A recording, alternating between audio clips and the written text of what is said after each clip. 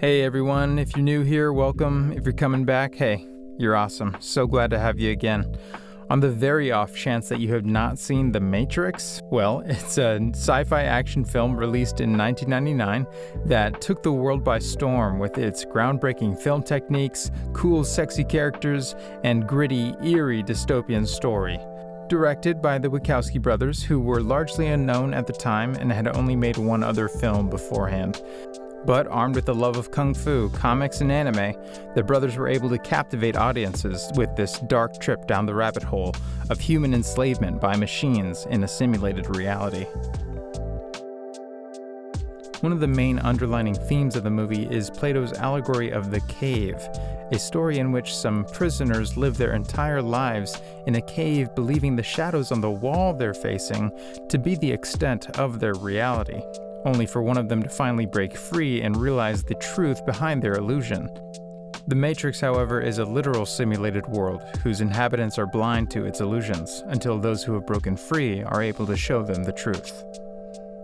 The film begins with a mysterious phone conversation between two faceless characters, just before we're introduced to the agents, our main antagonists. Agents are a security program within the Matrix. Though they retain some semblance of individuality, it's almost as if they share a consciousness with each other. Their essence and being is found in their purpose, keeping you plugged into the Matrix. There are those in our world acting out this role of evil, the role of agents of order and programming, versus those whom awaken within the Matrix, within the dream of reality, whom begin to resist the order and programming, and begin to rewrite it how they see fit. By this, I mean you. Here we have our protagonist, and as you can see, he is searching for truth. Thomas A. Anderson, aka Neo, which of course is an anagram of the word one, as in the one, or oneness. Neo, the word, means of new. Also, Thomas is the doubting disciple of Jesus of Nazareth in the Bible, and our Thomas here doubts his own reality, his existence. Anderson means son of man, another Bible reference. So Neo Anderson is the new son of man. In Christianity, the terms son of God and son of man are both used to refer to Jesus. He works both as a hacker and a programmer for a respectable software company. Interesting how his career reflects his destiny.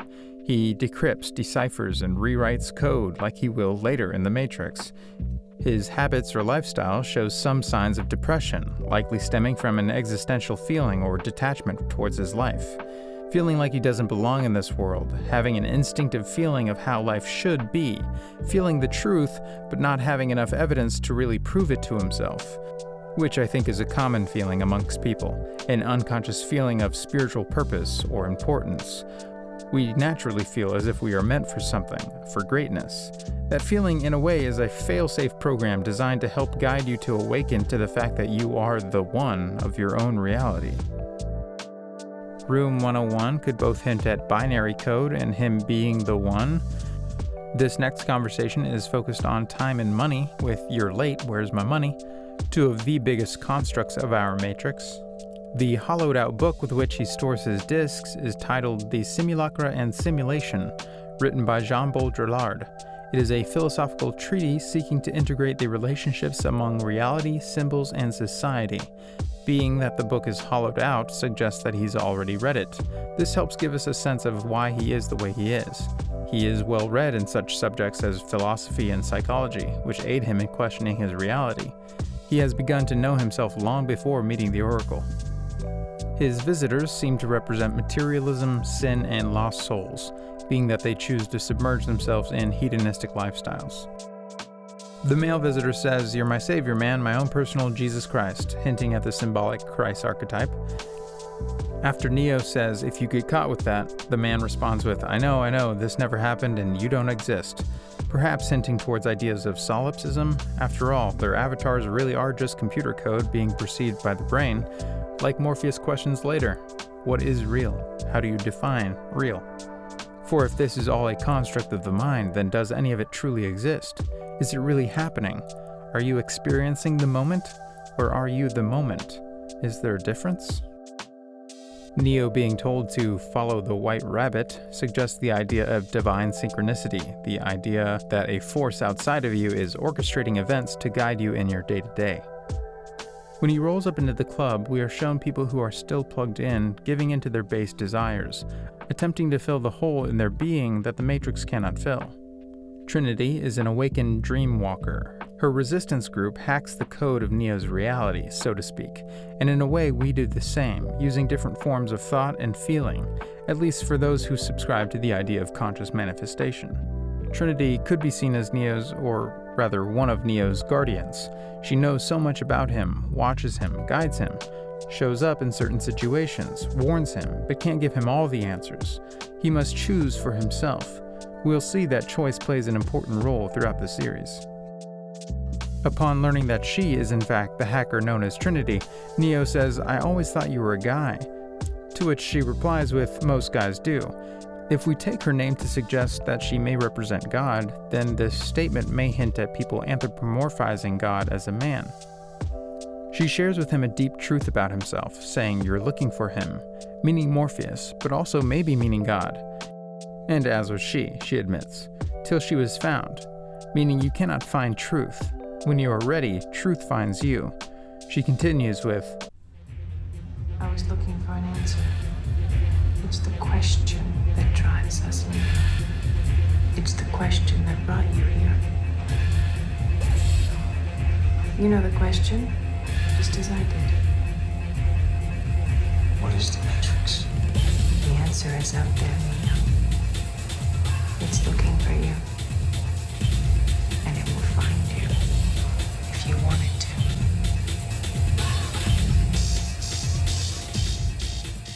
Neo works at metacortex, meta meaning going beyond or higher, transcending, and then cortex, the outer layer or boundary of gray matter surrounding the brain.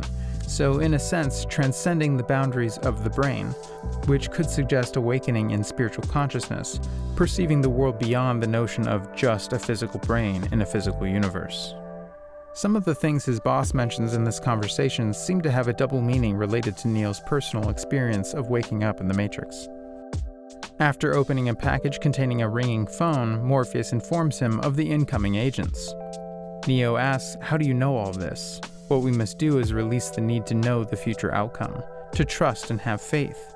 Just as Morpheus is guiding Neo, truth is guiding you, but you must surrender to it. Release from your judgment and doubt. Truth shows you the path, but just like Neo, you must choose to walk down it. Release from the fear of death. Neo goes out the window. You must step to the edge of your reality, out of your comfort zone. Neo fails to let go. He's too attached and is captured. Panning in from the screens of what we'll see later is the architect of the Matrix, symbolizing the all-seeing aspect of consciousness. Does this suggest our actions and decisions are recorded? Here we have Agent Smith talking to Neo about the file they have on him. That is to say, the information they have, the knowledge they have on him, knowledge being power, also using our fear and lack of knowledge of our legal rights, for instance, to hold power over us. Neo says, "I know my rights, and you watching this should know yours." Fear sets in when his mouth begins to fuse shut.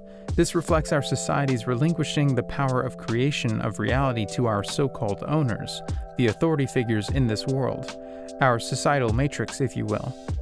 They have power because we give it to them, if you acknowledge that they own the corporation that is you. A corporate fiction with a name just like yours. In doing this, they registered and monetized the spirit and soul of a living being. This denotes ownership.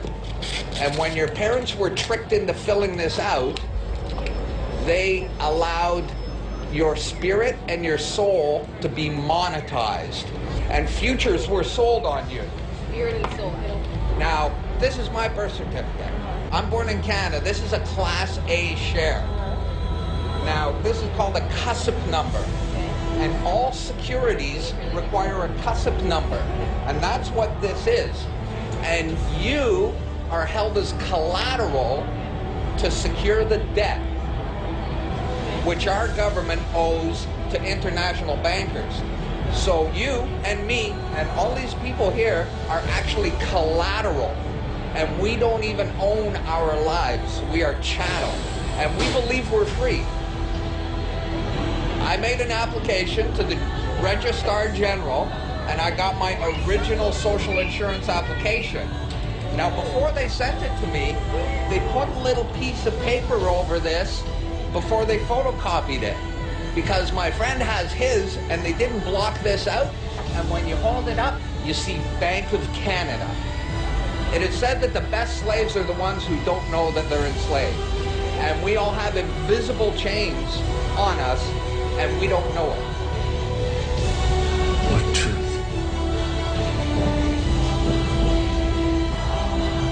That you are a slave. Like everyone else, you were born into bondage, born into a prison that you cannot smell or taste or touch. A prison for your mind. More of this can be researched on your own, but I find it easier to simply create a life that does not involve the establishment, if you can help it. Aside from paying taxes, that is. Good luck avoiding those. When Neo threatens to leave, Trin advises him that he's been down that road, i.e. that's where his past lies, and his future is unfolding in that moment in the car. To me, this means our guides know our true desires, and we should trust them in the events they guide us to. Switch calls him Copper Top, which is referring to the Duracell battery Morpheus uses later as a visual, when explaining humans as being a source of farmed energy for the machines. Enter Morpheus, looking a bit priestly, I might add. An awakened guide, a shaman or magician who takes one into the underworld to be reborn. When he tells Neo he can only show him the door, it means truth can be shared in words, but can only truly be known experientially. They tell Neo that the pill is a program meant to pinpoint one's location outside the Matrix. For me, this feels like taking these mind-altering substances to momentarily raise one's vibration to a higher dimension. Terence McKenna even talked about machine elves taking a closer notice of you when using ayahuasca. Plugs attached to the body seem symbolic of ego attachments of the body, designed to keep you under, asleep, dependent, allowing those who would to continue feeding off of you. Here he is jacking back in for the first time. Interesting how the jack spike seems to tap the center of the brain, near the pineal, which has long thought to be the seat of the soul. Now we see Neo experiencing again, though this time more lucid, his dream self. In these scenes, we see Neo taking some time to come to terms with the death of his identity in the Matrix, overcoming his attachment to the life he left behind. It's only after I began to go through it myself that I really noticed what he was going through. It's here we meet Tank, the ship's operator. While jacked in, the team's cell phones are used to contact him to receive technical support when maneuvering within the Matrix, whether it be finding an exit route or uploading knowledge of helicopter piloting. Operators could be seen as either guides or even the higher self, which some believe experiences time non-linearly and so knows where to guide you for your highest potential of growth. Their cell phones could be a physical representation of our pineal, which is perhaps what is used when making contact with those higher realms. Tank mentions the last human city being called Zion. Zion has often been used synonymously with Jerusalem, thought to be the city where God dwells. In the Kabbalah, a more esoteric reference is the spiritual point which reality emerges. In Revelations 14:1, the author writes, "And I looked, and lo, a lamb stood on the Mount Sion, and with him 144,000, having his father's name written in their foreheads." My interpretation of this last part is that his father's name is the essence of God, i.e. God consciousness, written in their forehead, meaning their minds. Their awareness is held in a state of Christhood. Moving on. In Tibetan Buddhism, dreams have been used by monks for learning many things. Once one can become lucid within them, they provide a safe place to practice what is called dream yoga, not entirely unlike the way Neo downloads new skills. During the sparring match, Mouse mentions Neo's neurokinetics. Neurokinetics is a term used to describe one's ability to translate mentally projected instructions into manifested agility and coordination via an avatar in a virtual world. This could translate to how one might learn a practiced skill. The more one does it, the easier it is to communicate between brain and body to accomplish a desired action.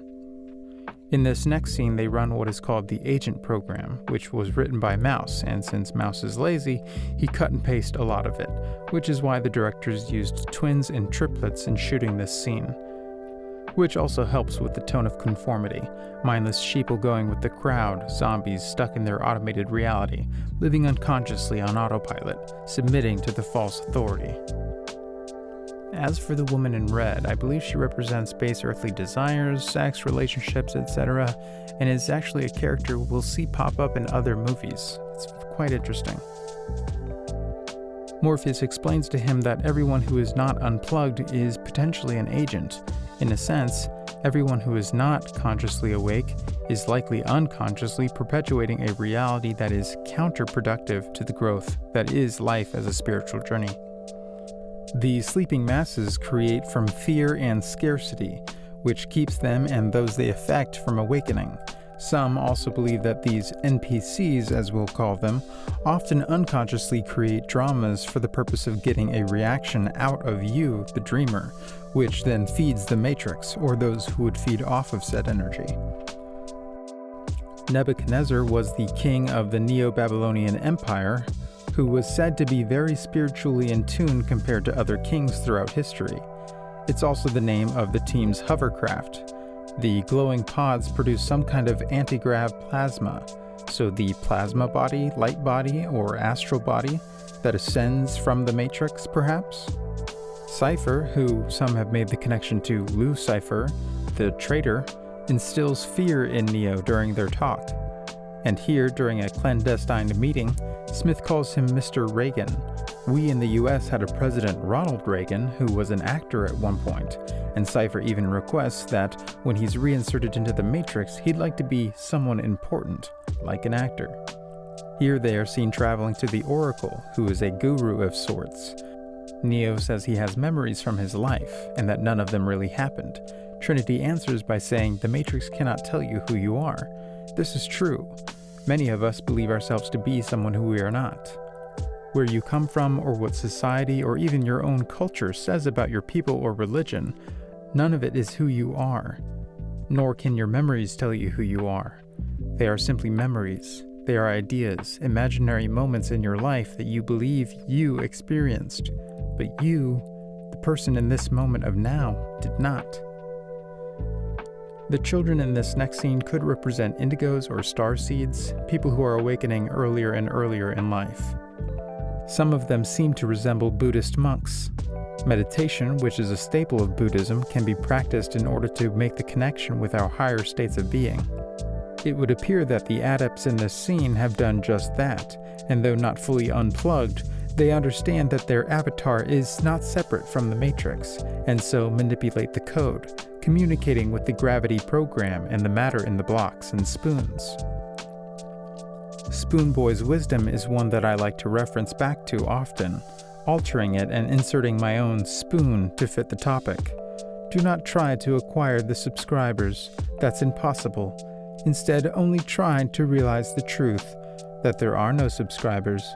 Then you will see that it is not they who are subscribing to you, it is only yourself. Some topics work better than others, but I think you get the point. I feel like Neo and Trinity's partnering up and subsequent relationship could represent the marriage of feminine and masculine within each of us. Death and resurrection are of course more Christ references. A final point I'd like to make here is that though Agent Smith is an extension of the Matrix and seems to be evil, he's really just following his programming. Based on a conversation between the architect and Neo in the third movie, the Matrix requires a savior to come along every so often, so the Matrix itself created Neo as being the one. Granted, it is ultimately to continue the enslavement of the human race, but it does also lead to the creation of a rebellious Smith, which eventually sets everything into play. This begs the question as to whether or not the Matrix itself is benevolent by nature, which would hint at it representing God. And that's my video on The Matrix. Thank you all for sticking through to the end. I really do appreciate it. I can't have a list of metaphysical movies without The Matrix, right? And please don't forget to do all the things, and together we can defeat the almighty algorithm. The power is yours. Till next time. Where we go from there is a choice I leave to you.